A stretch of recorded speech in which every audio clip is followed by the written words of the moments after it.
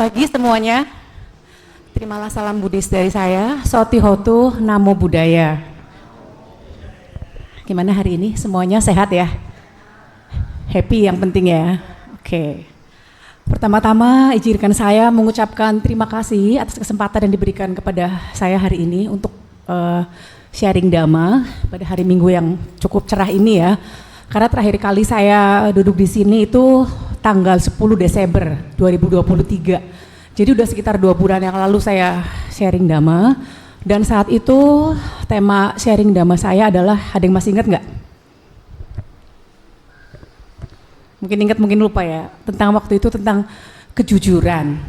Ya, tentang kejujuran. Saya sebenarnya kalau sharing di sini lebih kepada berbagi pengalaman aja sih ya, untuk sama-sama self reminder juga. Jadi untuk tema pada pagi hari ini yang akan saya sampaikan pada topik Dhamma Desana kali ini adalah tentang kebaikan. Temanya adalah tentang tidak ada kebaikan yang sia-sia, tentang perbuatan baik. Ini penting untuk kita selalu ingatkan dalam diri kita sendiri tentang berbuat baik, karena memang kelihatannya sepele, tapi ini perbuatan ini yang justru sangat memberikan efek besar dalam kehidupan kita. Guru Agung kita Buddha Gautama menyebutkan ada 10 cara untuk berbuat baik. Ini saya akan bacakan aja supaya saya juga ingat dan juga tidak ada salah ya.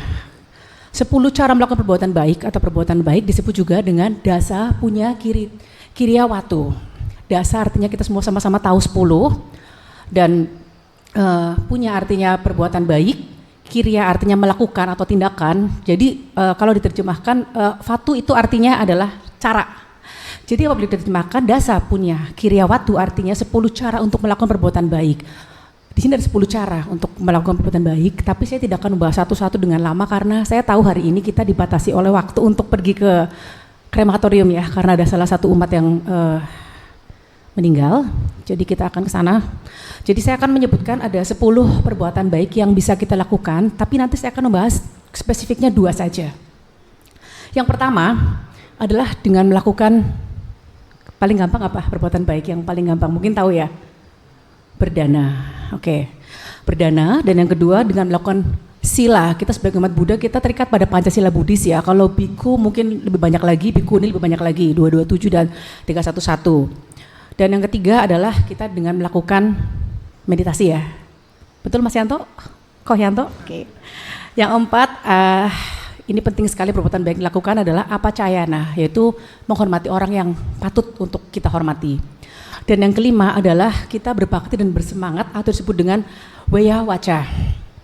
Dan keenam ini nanti akan saya bahas juga, walaupun tidak mungkin lengkap, tidak terlalu lengkap, yaitu melakukan patidana. Patidana adalah kita membagi kebahagiaan kepada orang lain, intinya untuk melepas kekikiran yang kita miliki dalam hati masing-masing.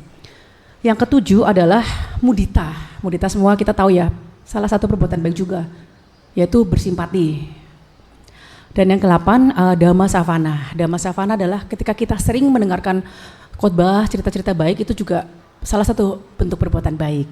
Yang ke-9, Dhamma Desana, yang ini yang sedang saya lakukan hari ini, yaitu sharing Dhamma atau menerangkan Dhamma kepada orang-orang. Dan yang terakhir adalah Dituju Kama. Ini kita berusaha meluruskan pandangan salah yang dilakukan oleh orang dan kita membantu meluruskannya. Itu adalah yang tadi disebutkan adalah 10 perbuatan baik yang bisa kita lakukan. Tapi saya tidak akan bahas semua, tapi saya akan lebih kepada perbuatan baik yang sangat simpel yang saya rasa kita semua di sini bisa melakukan sehari-hari dengan mudah. Terus kita kadang-kadang bertanya juga, saya ngomong terlalu cepat nggak? Agak ya, soalnya memang prosesornya kadang terlalu cepat nih. Oke, saya akan berusaha pelankan ya, oke. Jadi dana atau berbuat baik, salah satu perbuatan baik yang paling dekat. Kenapa sih kita perlu berbuat baik? Berbuat baik itu kalau menurut pandangan saya dan pandangan saya juga diskusi kepada beberapa orang adalah perbuatan, satu-satunya perbuatan yang menguntungkan bagi kita, tapi pada saat yang sama tidak merugikan bagi orang lain. Ini penting. Bahkan perbuatan baik itu juga memberi manfaat bagi orang lain, selain terutama bagi diri sendiri. Karena ada perbuatan yang menguntungkan buat diri sendiri, memberi manfaat buat diri sendiri, tapi pada saat yang sama juga merugikan orang lain atau makhluk lain, itu tidak bisa disebut perbuatan baik. Betul kan Pak Jonathan? Saya relax aja ya kayak ngobrol, soalnya kalau terlalu kaku nanti pada ini ngantuk. Nanti saya juga akan berikan contoh-contoh pengalaman yang saya juga alami sendiri. Oke, perbuatan baik yang akan saya bahas di sini khususnya adalah dana dan pati dana. Saya akan bicara tentang dana dulu ya. Apa itu definisi dana? Dana adalah salah satu cara dari kita untuk berbuat baik, dan itu cara yang paling gampang sebetulnya. Selama ini kita berpikir dana itu selalu duit ya, uang, materi kita berikan kepada orang-orang. Betul kan? Seperti itu pandangan umum, padahal itu sangat nggak fair. Karena tidak semua orang bisa berdana dengan uang, dengan materi. Makanya Buddha Gautama, sang Buddha itu membagi dana itu ada 4. Betul Pak Yanto? Betul Pak John? Ini saya ngomong di depan jagoan-jagoan nama semua, saya agak deg-degan sebenarnya hari ini. Oke, saya bacain aja ya daripada saya salah ya. Oke. Dana yang pertama ya dana materi itu, yang ada 4 sebetulnya dana itu ya. Dana itu ya pertama yang paling mudah adalah amisa dana. Amisa dana itu dana berupa materi atau memberikan barang atau fulus, paling gampang itu it's very easy karena semua orang saya rasa tidak perlu hebat ya untuk berdana karena dana kan jumlahnya nggak dibatasi, bisa 1.000, 2.000, 3.000, 5.000 itu amisa dana yang pertama. Dan yang kedua adalah dhamma dana. Dhamma dana adalah berdana dalam bentuk memberikan dhamma, dan ini menurut Sang Buddha adalah bentuk dana yang tertinggi. Ada ayatnya juga, saya nggak ngarang-ngarang, ini ada ayatnya ya. Dibacakan terjemahannya adalah dari semua jenis dana, dana dhamma adalah dana yang tertinggi. Ini juga perbuatan baik. Bentuk dana yang kedua. Oke? Paham ya? Jelas ya? Dan dana yang ketiga adalah atidana. Nah, ini sangat mudah diberikan. Atidana atau dana dalam bentuk mengorbankan kepentingan diri sendiri untuk kepentingan orang lain. Ini saya rasa semua orang bisa. Artinya mengorbankan waktu. Berdana yang tidak berupa materi, tapi juga termasuk dalam bentuk dana. Jadi kita selama ini harus berpikir juga bahwa, oh ya, saya memberikan tenaga saya memberikan waktu saya untuk kepentingan orang lain, itu juga termasuk bentuk dana juga. Jadi kita jangan merasa kecil hati, aduh aku nggak pernah nyumbang wihara deh, aku nggak pernah nyumbang ini, aku nggak pernah berdana. Itu salah juga, pemandangan yang salah, bukan salah juga, salah. Kalau salah juga berarti masih bisa toleransi ya. Kadang-kadang kita berdana tenaga gitu, lihat wihara kotor, kita nyapu-nyapu, wihara butuh apa sih? Di dapur kita bisa masak, kita berikan tenaga kita. Kita berikan waktu kita, itu termasuk bentuk dana juga, dan bentuk perbuatan baik yang jelas ada hitungan karmanya. Kita kan tidak tahu ya, kita lahir sekarang itu kita masih punya stok karma baik berapa banyak, kita masih punya kebaikan berapa banyak yang sudah kita pakai, karena kita juga nggak tahu, kecuali kita bisa meditasi yang kesaktian, kita mungkin bisa melihat, tapi kan kita tidak sampai ke situ dan belum, mungkin ada di antara teman-teman yang sudah, tapi kan saya rasa lebih banyak yang belum. Dan kita kan juga percaya sebagai umat Buddha bahwa kita tuh punya kehidupan selanjutnya setelah kematian. Jadi berbuat baik ini adalah sebuah investasi yang akan kita petik sendiri dan tidak mungkin sia-sia. Investasi itu ada bisa matangnya cepat, bisa matangnya lama, itu banyak variabelnya ya. Tapi kalau berbuat baik itu nggak akan pernah sia-sia. Tadi yang ketiga ya, udah masuk kan? Pertama dana duit, terus dana dhamma, terus dana tenaga, dan yang keempat ini, saya rasa ini is the hardest thing ya, hal yang susah. Yang keempat, menurut Buddha Gautama, dana adalah mahati dana, dana yang dilakukan oleh sang bodhisattva sendiri. Dana dalam bentuk pengorbanan diri atau kehidupannya untuk mencapai cita-cita yang luhur atau mulia, itu adalah dana yang tinggi sekali nilainya. Nah, saya mau ngomong soal dana ya. Dana salah satu perbuatan baik dan yang disebut di awal dalam 10 perbuatan baik. Itu memang kadang-kadang kita berpikir ya, berat berbuat baik karena kita masih dikelilingi oleh pikiran-pikiran, oleh banyak faktor yang membentuk kita untuk akhirnya ngapain ya aku harus berbuat baik, toh hidup aku gini-gini aja, udah berbuat baik juga aku kayaknya susah aja, banyak aja halangan. Terus kita akhirnya merasa lemah mental, terus merasa aduh males ya. Semua pasti pernah mengalami ini, saya juga pernah mengalami seperti ini juga, dan itu baru saya alami juga. Tapi ketika saya ingat lagi khotbah Sang Buddha, semua orang pasti pernah punya dark period kan, masa-masa gelap, masa-masa yang susah, masa-masa yang berat. Nah itu yang kadang-kadang mematahkan semangat kita untuk berhenti berbuat baik. Aku juga lagi susah, ngapain aku berbuat baik? Aku lagi susah, nggak ada duit, lagi sengsara, ngapain aku berbuat baik? Terus kita ingat juga, oh ya berbuat baik itu kan nggak cuma itu saja nilainya. Harus dengan tenaga bisa memberikan ide atau memberikan masukan. Saya mau cerita sedikit ya, ini pengalaman aja yang saya alami sendiri dalam 2 bulan ini. Kenapa saya temanya hari ini adalah tidak ada perbuatan baik yang sia-sia dan kita jangan berhenti berbuat baik. Jadi gini, suami saya ini kan baru diangkat jadi wakil ketua Dayaka Sabah, baru kemarin mewakili aku ya. Nah, kami melakukan itu dengan rasa senang, rasa bahagia dan rasa tanggung jawab. Waktu acara malam tahun baru, saya boleh cerita ya Pak John, pengalaman kita ya, supaya ini contoh real. Waktu malam tahun baru kami di sini all NU sampai pagi, hampir sampai pagi lah ya, saya begadang. Tanggal 1 juga saya sehat-sehat aja. Tanggal 2 Januari itu, nightmare happens di keluarga saya. Suami saya itu tidak bisa bangun pagi, sama sekali nggak bisa bergerak sama sekali. Jonathan yang tadi barusan memberikan terjemahan, karena sangat tidak bisa bergerak. Saya bingung kenapa ya ini, kok nggak bisa gerak sama sekali. Kecetit mungkin, tapi kita waktu itu mikir masa kecetit dia nggak melakukan apa-apa, habis happy, tahun baru.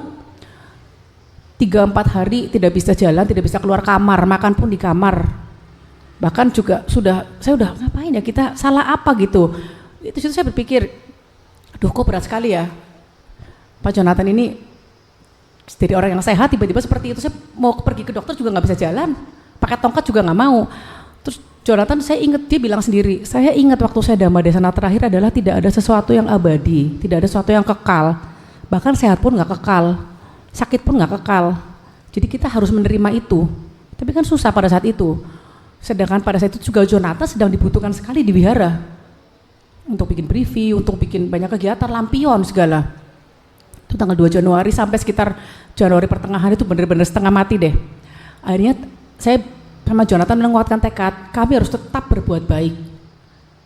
Karena mungkin saya mikir cadangan karma baik saya habis kali itu. Saya tetap berbuat baik, saya tetap berdana, saya tetap bagi-bagi makanan, saya tetap melakukan apa yang saya bisa. Saya di situ saya merasa ego saya, oh iya ya, kita tuh nggak boleh merasa bahwa kita sudah cukup berbuat baik. Kita sudah cukup berbuat baik aja, dapat hambatan seperti ini. Mama saya tahu sekali keadaan seperti itu. Oke. Jonathan berangsur-angsur pulih, sudah mulai sembuh, sudah mulai sehat. Saya tetap berbuat baik, tetap ngurusin toko, tetap bekerja, ngurusin anak saya juga, ngurusin segala. Berangsur-angsur pulih dan tetap pemasangan lampion sukses. Karena dia ketua tim pemasangan lampion dan syukur sekali banyak yang pasang. Nah, udah mulai sembuh, yang terjadi, ini saya mau sharing juga untuk bapak-bapak, ibu-ibu, supaya ada pengalaman juga ya. Saya boleh ceritakan ya Pak John sedikit pengalaman saya. Itu 2 minggu yang lalu, 2 minggu lalu hari Rabu, mertua saya kan tinggal sama saya di rumah saya. Itu sesak napas tiba-tiba, sesak sekali napasnya. Saya pikir aduh ini kenapa ya, pertama udah gak enak badan memang. Akhirnya malam itu saya mau paksa dia ke rumah sakit, ke rumah sakit dia gak mau sama sekali. Jam 10 gak mau, jam 11 gak mau, jam 12 udah setengah mati dan mungkin saat itu sudah mungkin kalau orang Buddha bilang udah jana berapa kali ya. Saya paksa jam 12 malam saya sama Jonathan bawa mami ke rumah sakit Islam saat itu, 2 minggu yang lalu. Setelah masuk ke RSI, di UGD itu agak sepi. Kami ditangani oleh salah seorang dokter, nah ini saya ada cerita juga tentang dokter ini, dokter Alvin namanya. Dia langsung megang mami mertua saya, dia kasih napas buatan, dia kasih ventilator, dia kasih morfin segala. Mami mertua saya itu udah hilang kesadaran, udah biru bibirnya. Saya pikir ini mami, aduh harus ikhlas tapi harus nggak ikhlas, antara ikhlas dan nggak ikhlas juga harus berusaha kan, yang namanya kita harus berusaha. Terus mami mertua saya saat itu juga berusaha diselamatkan dengan yang sangat dramatis sekali lah, sekitar jam 3 agak mulai sadar, masuk ke ICU, ventilator udah dilepas saat itu. Nah mami mertua saya tuh ngedrop itu hari Rabu, Kamis, Jumat, Sabtu itu kita kan lagi long weekend sekali, nggak ada dokter waktu itu yang tanggal merah itu loh. Sebelum mau pemilu kita kan tanggal 14, itu sebelum tanggal 14, seminggu sebelumnya. Bener-bener long weekend, tanggal 9 dokter baru ada hari Sabtu dan itu pun dokter nggak datang. Tanggal 10 dokter jantung datang, meriksa mami saya, itu kondisinya bagus. Dia bilang, udah kalau bagus gini Senin boleh pulang, oke. Selasa, sesak napas. Pagi itu saya ketemu dokter Arbi, saya bilang, dok ini mami mertua saya sesak sekali napasnya. Oke Bu, ini kayaknya memang sudah parah jantungnya. Nanti saya bikin rujukan aja. Mami hari Kamis langsung kateter sama lihat kondisinya seperti apa. Itu padahal miracle banget ya, karena kami masuk dengan BPJS dan hari Rabu itu hari pemilihan presiden. Kamis pagi saya deg-degan juga mau tindakan, tapi sebelumnya hari Rabu itu belum selesai penderitaan saya. Saya tuh sini benar-benar nggak bisa jalan. Jadi waktu pilpres saja saya sama suami saya masih agak sakit. Saya itu jalan pengen pakai tongkat, nggak bisa jalan kaki saya tuh. Tiba-tiba, bayangkan loh, hari itu saya harus pindah mami saya ke Kardina hari Rabu karena Kamis mau kateter, saya nggak bisa jalan. Saya pikir cobaan apa lagi nih? Saya udah hampir hopeless loh. Saya pikir dark period sekali. Ini saya mau kenapa ya? Saya sampai kenapa Bu Vin pada di belakang? Kenapa Pak John? Suami istri biasanya Pak John orang yang sangat sehat, bugar dan selalu sharing. Tapi kan berdua jalan tuh seperti kayak orang 80 tahun bener-bener. Tapi saya harus nyoblos presiden karena 5 tahun sekali pulang dari sana. Saya ke RSI, mindah pakai ambulan, coba bayangkan, itu iring-iringan, pelayanannya sangat bagus ya, karena kami cukup baik hubungannya dengan RSI, dibawa ke Kardina. Di Kardina masuk ke IGD pertama, tidak ada dokter sama sekali waktu itu. Dan malam itu mami saya harus dibilang masuk ke ICU jantung. Wah di ICU kan stres, nggak lama, telepon perawatnya bunyi, dokter Abi bilang, pasien atas nama Esri masuk ke kelas 1 aja, Dewa Daru. Mami lega. Malam itu masuk ke Dewa Daru. Kamisnya nih, Kamis mau tindakan, itu deg-degan banget gitu, tapi on time sekali di Kardina. Jam 12 tindakan, pas masuk ya, geledek ruangan itu, heart center Kardina, jam 1:30 lebih kelar tindakan itu. Dokter manggil saya, Bu ini penyumbatannya udah banyak, dan kami kateter langsung kami pasang 2 ring. Mertua saya, sadar dia, masuknya dari sini. Kalau kateter jantung itu. Nah itu saya juga mau ngingetin pentingnya untuk punya BPJS ya, karena BPJS sangat membantu sekali, jangan sampai nggak punya BPJS. Setelah itu mertua saya sadar, malam itu karena masih pakai pasir yang 7 kilo di sini, karena kateternya dari paha kanan, masuk ke ICU. Hah? Diganjel pasir bantal 7 kilo di sini, nggak boleh gerak 12 jam. Saya bilang, Mi tenang Mi, saya masuk ICU, suster mengizinkan kami masuk juga. Terus saya titip sama itu jam pagi-pagi hari Jumatnya. Biasanya kan lebih BPJS harus langsung pulang ya, tapi mami saya dibilang sama dokter Arbi, nginep lagi nggak apa-apa. Terus hari Jumat itu recovery, masuk lagi ke Dewa Daru. Sabtu cukup sehat, dokter bilang boleh pulang. Sabtu minggu lalu, seminggu lebih 1 hari yang lalu, mami saya pulang ke rumah saya. Dan syukurnya berangsur membaik walaupun masih kadang-kadang batuk karena minum obat tensi. Nah saya mau cerita kejadian seperti itu. Mami mertua saya itu memang dia secara materi mungkin tidak berkelebihan sehingga mami tidak bisa sering-sering berdana uang. Ini saya ngomong fakta. Tapi mami saya itu adalah orang yang sangat enteng tenaganya. Jadi sekitar berapa puluh tahun yang lalu ya, mungkin sekitar 20 tahun yang lalu, mami mertua saya itu pernah pergi dengan seorang wanita perempuan yang dia temani kemana-mana, ke Singkawang, padahal bayar masing-masing loh, cuma misalnya senengnya ngelayani kan. Dia sekamar berdua sama perempuan ini. Perempuan ini rupanya terbiasa dilayani karena memang dia orang kaya, bos gitu ya, dan orangnya baik hati juga, tapi tidak bisa tidur di bawah, karena pada saat piknik itu kita nggak bisa melihat tempat tidur. Mami mertua saya cerita, dia baru cerita kemarin itu. Terus dia bilang, aku nggak mau tidur di bawah, mami mertua saya ngalah, dia yang tidur di bawah. Terus waktu perempuan ini yang orang baik dan kaya raya ini mau belanja, dia temenin semua sehingga mami saya itu nggak sempat belanja, beberapa belanjanya ketinggalan hanya untuk melayani perempuan ini yang lebih tua daripada mami mertua saya itu.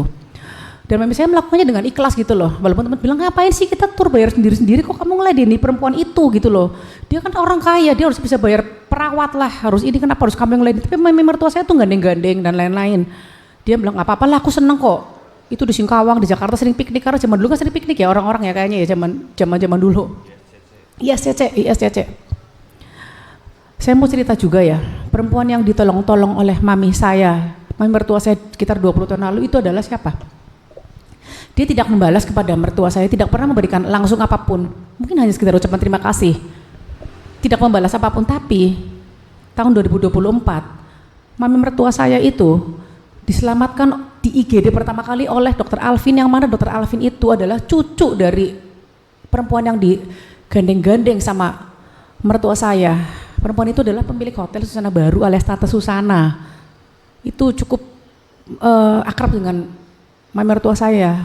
Kemarin malam mami mertua saya bilang, kemarin malam baru, iya ya, saya tuh dulu pernah nolong itu Tante Susana, saya nggak ngarepin apa-apa, terus ternyata yang balas bukan dia ya, tapi cucunya. Saya nggak bisa bayangkan ya, waktu itu kalau masuk IGD nggak ada Dokter Alvin, saya yakin mami mertua saya udah di rumah abu itu, udah meninggal pasti. Karena pasien cukup banyak, begitu pasien cukup banyak itu pun udah tergolong sepi. Saya tanya sama bagian perawatan RSI, ini ya rame ya, Bu. Ini tadi jam 10 IGD kayak pasar, dia bilang gitu. IGD seperti pasar, rame sekali. Saya pikir juga untung ya mami jam 10 malam itu nolak ke RSI. Begitu jam 12 itu udah agak sepi IGD-nya. Jadi memang banyak sekali efek manfaat dari perbuatan baik yang kita nggak sadari, yang kita sudah tanam. Akhirnya berbuah di kehidupan ini. Dan juga mungkin akan berbuah nanti, itu yang kita harapkan, yang kita tanam sekarang. Kalau kita tanamnya banyak kan surplus, tapi kalau segitu-segitu aja kita hanya menghabiskan stok perbuatan baik dari karma baik di masa lalu kita. Saya juga kaki saya ini kan sakit ya, sakit tiba-tiba tuh nggak tahu kenapa ya, memang atau mungkin udah waktunya sakit ya, udah hampir seket juga ya. Jadi sementara saya sama Pak Jonathan itu udah punya rencana, kami mau pergi ke Rusia hari Selasa, lusa saya mau pergi. Udah daftar, udah bayar lunas semua. Sampai kemarin Jonathan bilang, ini kalau saya nggak bisa sembuh, pertama kita batal aja ke Rusia. Itu ngomong hal. Kedua, mami mertua sakit. Waduh, mama, hilang-hilangan ini. Ketiga, saya kaki sakit kan. Waduh, ini kayaknya saya memang harus karma buruk mateng ini. Duit saya hilang, saya nggak pergi. Tapi yang terjadi memang miracle happens ya. Jangan sepelekan keajaiban ya. Jonathan sangat mending, mertua saya selamat. Saya juga tadi pagi, kaki saya ini sebelum saya muda di sana, paling tinggal 5% sakitnya. Jadi saya memantapkan untuk pulang nanti saya mau tetap packing untuk pergi ke Rusia apapun yang terjadi gitu loh. Jadi memang investasi kebaikan itu bisa dilakukan pada saat kita masih hidup itu, makanya ada kata-kata the most precious thing in life is life itself. Hal yang paling berharga dalam hidup adalah hidup itu sendiri. Karena kalau kita sudah tidak ada di dunia ini, kita sudah tidak mungkin bisa melakukan kebaikan seperti yang dilakukan manusia. Nah itulah kenapa saya mau bahas juga sebentar ya, ini barangkali buru-buru mau ke tentang patidana.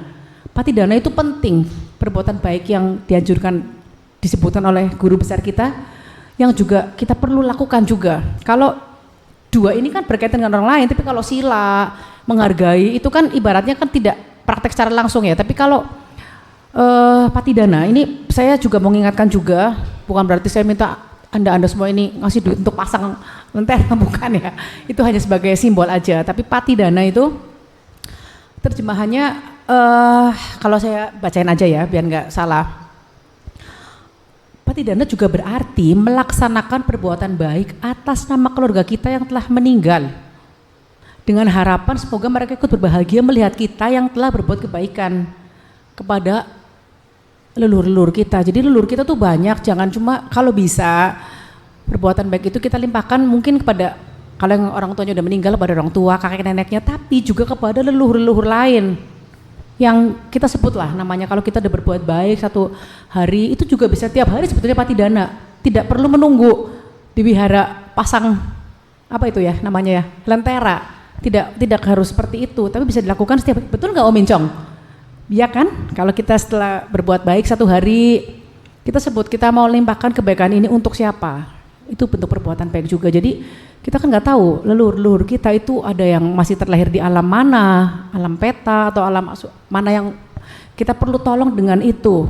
Perbuatan baik itu juga memberikan manfaat yang besar juga bagi diri kita sendiri, karena kita dengan berbuat baik itu kita juga akhirnya mengikis kekikiran, kesombongan, keangkuhan kita juga, dan kita juga mikir bukan nggak mungkin suatu saat kita yang jadi arwah gentayangan gitu loh, yang kita juga butuh dari yang masih hidup. Itulah makanya kita di dalam agama Buddha kan ada istilah tabur tuai ya. Betul Pak Yanto?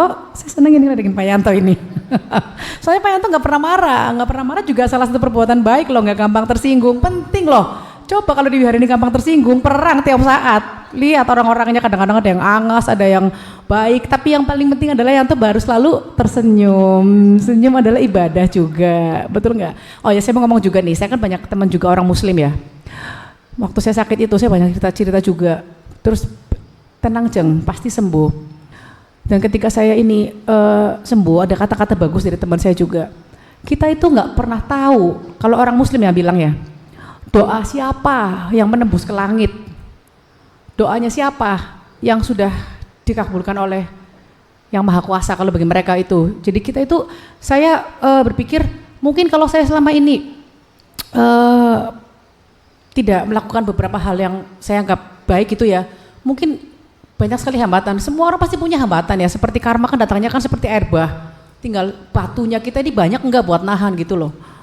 Makanya waktu kemarin itu saya baru pernah loh nangis bener-bener itu, sampai akhirnya habis nangis tuh bahagia banget sampai umur 47 tahun. Itu mungkin saya kadang-kadang apa ya, terlalu nggak mikir yang berat gitu ya, jadi mungkin sombong atau angkuh. Jadi saya tuh bener-bener kayak ditabok, mendapatkan musibah yang orang barat bilang itu dark period dalam satu masa. Suami saya, mertua saya, dan saya sendiri itu di masa-masa penting banget ketika kita awal tahun banyak kerjaan dan saya udah mau pergi ke luar negeri juga. Nah itu saya bener-bener nangis, tekurup di kasur, bener-bener nangis ya. Saya bilang aduh saya bisa, ya tapi saya begitu nangis itu, saya happy banget, saya lega banget gitu loh. Terus saya merasa enteng gitu, ayo udah ya, enak ya ternyata nangis itu bahagia ya, nggak ada orang hebat ya, kamu juga bisa kena loh. Nah sejak saat itu setelah saya nangis itu, saya tetap tekadkan berbuat baik itu entah gimana caranya. Ada orang susah saya bantu, paling gampang kan itu, sebenarnya paling ringan itu berdana. Karena orang habis ngerampok aja kan bisa berdana sebetulnya. Kalau saya sih enggak, ibaratnya kan baik dan benar, saya apa ya, insya Allah duit yang saya berikan atau dana yang saya berikan itu tidak ada satupun dari yang sumber tidak benar, semuanya halal. Habis ngomong apa, insya Allah dalam Buddha nggak ada kan? Istilahnya insya Buddha, kalau kata insya Yesus ya. Ya gitu, jadi kalau kita kalah, patah semangat pada saat kita diberi musibah terus kita berhenti berbuat baik, itu kita melakukan tindakan yang salah. Jadi saya mengingatkan untuk saudara-saudaraku sedama yang hari ini datang dama di sana, setiap dari kita pasti pernah kena musibah, pasti kena masalah berat, ringan, itu kadarnya beda-beda. Tapi ketika kita menyikapi itu dengan, oh ya ini karma saya yang sedang mateng. Kalau orang Islam bilang itu penggugur dosa, sakitku penggugur dosaku. Kita pada saat itu berpikir terima aja, udah diterima, dihindari pun nggak bisa. Kalau nggak bisa dihindari harus dihadapi. Dan ketika itu kita juga harus tetap konsisten dan komitmen untuk tetap berbuat baik. Apa yang sudah kita biasa lakukan rutin, misalnya kita berdana kepada wihara, tetap berbuat baik. Saya juga kemarin pikiran goblok saya ini mikir, kok bisa ya giliran pada saat mau baik sama wihara baru diangkat, kok malah dapat cobaan seperti ini. Kalau I give up, kalau saya waktu itu menyerah, cabut aja. Orang bener kayak wiharane Mas Akpas lagi berbuat baik, masa langsung dikasih musibah kayak gini, luar biasa edan.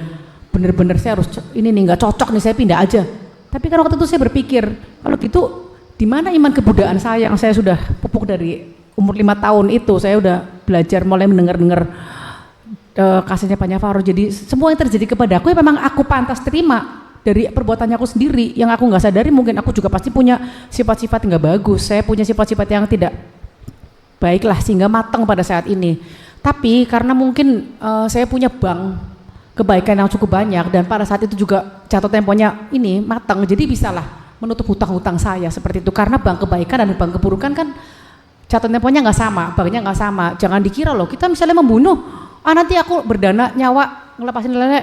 Enggak seperti itu. Membunuh ada hitungan karmanya, berdana urusan lain lagi. Cuma mungkin karma baik saya ini dan Jonathan dan mertua saya itu matangnya juga pas pada saat karma buruk juga ini berbuah, jadi nggak terlalu perasa berat lah.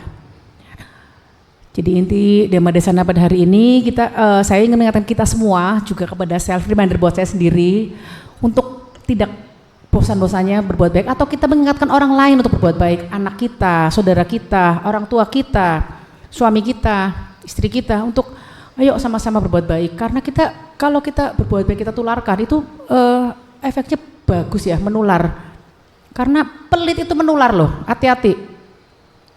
Pelit itu macam-macam, pelit tenaga, pelit ide, pelit duit. Jadi kita harus lebih kuat lagi, kita harus semprot parfum lebih banyak lagi kalau kita masuk ke bakul ikan itu loh. Jadi sehingga parfum kita tuh lebih kuat aromanya daripada aroma yang amis-amis itu. Jangan sampai kita kalah, kita yang kebawa jadi jelek. Tapi kita lah yang harus ngajak orang-orang untuk ayolah, apa sih kalau kamu yang kamu gandulin untuk tidak berbuat baik, duit toh juga nggak dibawa mati, kamu mati juga dikenang juga perbuatan baik kamu sendiri. Dan yang kita bawa adalah bekal yang kita tabung sendiri. Bukan loh, tidak bisa diwariskan. Orang tua banyak berbuat baik, anak enak, ya memang mungkin pada saat itu anaknya masih punya karma enak, tapi kalau dia nggak pernah berbuat baik ya habis juga. Seperti itu. Jadi ini udah jam berapa nih? Oh udah agak lama saya ngoceh ya. Jadi demikian Dhamma Desana sharing Dhamma hari ini tanggal 20 berapa nih? 25 ya, 25 Februari 2023 di Metta Vihara hari Minggu yang cerah ini. Terima kasih udah hadir hari ini di Wihara kita semua, wihara kebanggaan kita yang kita cintai bersama-sama. Terima kasih juga untuk Om Mincong, Tante Syokyan dan semua umat dan juga pengurus Jenjukmi. Terima kasih juga Mam, semua umat yang sudah hadir dan mendengarkan dan selalu support Metta Vihara yang kita cintai, karena kita datang ke sini seminggu sekali mendengarkan Dhamma, walaupun saya kadang-kadang nggak datang, yaitu sebabnya karena sakit atau saya pergi, itu pasti ada manfaat yang bisa dipetik. Siapapun yang berbicara yang duduk di sini, kita wajib dengarkan karena pasti ada yang bisa kita ambil. Demikian juga kalau kita ajarkan anak kita di kelas, ada guru bicara, kita wajib dengarkan juga karena pasti ada yang bisa kita ambil juga. Jadilah good listener, itu juga salah satu perbuatan baik, jadi pendengar yang baik karena menghargai orang. Itu di poinnya berapa itu, menghargai orang itu apa cayana ya, betul ya, seperti itu. Jadi kita sudah yakin semua ajaran guru agung kita memang ajaran yang paling kita rasa cocok dan nyaman untuk kita praktekkan sehari-hari, sehingga saya berharap iman kebudayaan kita tuh tidak luntur. Kita harus tetap bangga menjadi umat Buddhis. Kita harus yakin akan apa yang sudah diajarkan oleh guru besar kita, karena itu ada istilah hipasiko, mengundang untuk dibuktikan, dan saya sudah membuktikan sendiri berkali-kali. Jadi sekarang yang kita lakukan, saya lakukan adalah meneruskan kebaikan itu. Demikian juga saya harap umat di sini apabila menerima kebaikan, teruskanlah kebaikan itu. Sudah misalnya diberi barang, aduh saya nggak bisa balas barang ya kamu balas yang lain aja. Dikasih ide, atau kamu tetap, oh iya ya dia berbuat baik kasih saya barang ya, saya nggak bisa kasih barang, saya kasih tenaga saya sama orang, saya kasih masukan pada orang, saya kasih ide pada orang lain, seperti itu. Apapun bisa kita lakukan karena ada beberapa cara untuk berdana, yang mana salah satu dari perbuatan baik yang diajarkan oleh Buddha Gautama. Oke, sekian yang saya sampaikan. Terima kasih sudah mau mendengarkan. Saya sangat menghargai, I appreciate it so much.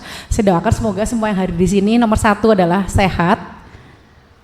Sehat itu penting, jangan lupa punya BPJS, karena itu penting sekali. Karena mertua saya itu habis 120 juta loh, pasang 2 hari sama kateter. Kalau kita bayar itu habis 120 juta, saya lihat notanya. Bayangkan kalau nggak punya BPJS, bayar sih mampu ya, tapi kan kalau gratis lebih seneng. Jujur kan? Iya, itu juga perbuatan baik, itu jujur. Oke, terima kasih. Waktu saya kembalikan lagi kepada pemimpin kebaktian, Mas Yanto dan Mas John. Terima kasih. Namo Buddhaya.